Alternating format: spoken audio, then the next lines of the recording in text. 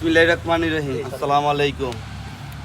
ঈদের দিন শেষ, আজকে ঈদের 3 দিন যাবৎ পার হয়ে গেছে। আজকে একজনের রুহ চলে গেল।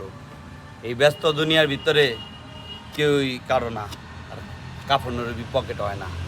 এই মহিলা গেছে, কিচ্ছু যাইবে না, কিন্তু আমল টুকি যাইব, আর কিচ্ছু যাইব না আমাদের সাথে। এই রুহ, এই রক্ত মাংস করা শরীরে আমরা কতই না বড়াই করি, অন্যের টাকা করি।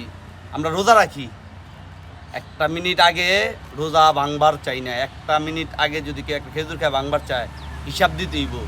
অন্যের যে সম্পদ যে আত্মসাৎ করে দেয় আমরা খাই, ওইটা কি বলবো, অন্যের সম্পদ যে আমরা আত্মসাৎ করে খাইলাম, ওইটার আমরা ভয় করব না? আল্লাহর কাছে হিসাব দিতেইব না? অবশ্যই দিতেইব। তাইলে কি এর এত জুলুম করে খাম? রোজার যদি ভয়ের যদি রাখি আল্লাহর জন্য, তাইলে মানুষের সম্পদ আত্মসাৎ করাবি ভয় করতে হইবে। কিচ্ছু যাইব না, 3 টুকরা কাপড়ে কাপড় আর ইমান আর আমল, আর কিচ্ছু যাইব না মরলে পরে। সবাই আমরা ভালো থাকি, সুস্থ থাকি। আমাদের জন্য যারা আমাদের পাশে একসাথে সবাই যারা কবর খুঁজি, তাদের জন্য দোয়া করবেন।